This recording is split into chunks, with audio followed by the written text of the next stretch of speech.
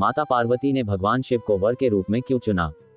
शिव और शक्ति एक ही परमात्मा के दो रूप हैं। शिव पुरुष हैं और शक्ति प्रकृति हैं। वे दोनों एक ही शरीर में रहते थे। भगवान अर्धनारीश्वर का आधा भाग शिव हैं और आधा भाग शक्ति हैं। जब सृष्टि की उत्पत्ति भी नहीं हुई थी। कई लोग तो यह मानते हैं कि भगवान शिव और शक्ति माता कुष्मांडा रूप के संयोग से सृष्टि की उत्पत्ति हुई और फिर ब्रह्मा जी ने रचना करना शुरू किया। ब्रह्मा जी ने रचना करते समय जब शिव जी से सहायता मांगी तो वे अर्धनारीश्वर रूप में ही प्रकट हुए। ब्रह्मा ने दो प्रकार के जीवों, पुरुष और स्त्री प्रकृति की रचना के लिए सहायता मांगी तो शिव ने शक्ति को स्वयं से पृथक कर दिया। शिव और शक्ति के शरीर दो हो चुके थे। ब्रह्मांड में शिव जब आए तो वे बिना जन्म लिए आए, वे अजन्मे तो हैं ही। लेकिन ब्रह्मा जी के पुत्र प्रजापति दक्ष ने शक्ति की आराधना करी और उनसे वरदान मांगा कि वे उनकी पुत्री के रूप में जन्म लेंगी।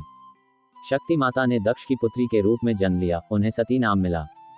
सती का विवाह भगवान शिव से ही हुआ क्योंकि उनके पति केवल वे ही हो सकते हैं। सती अर्थात शक्ति शिव की अर्धांगिनी जो हैं। सती के देह त्याग देने के बाद वे वापस अपने आदि शक्ति रूप में चली गई, ब्रह्मांड से कोसों दूर। शक्ति माता ने फिर जन्म लिया, इस बार पर्वत राज हिमावत की पुत्री के रूप में। पर्वत की राजकुमारी होने के कारण शक्ति माता को पार्वती नाम मिला। पार्वती जी का विवाह फिर से भगवान शिव से ही हुआ, जिसे हम महाशिवरात्रि से रूप में मनाते हैं।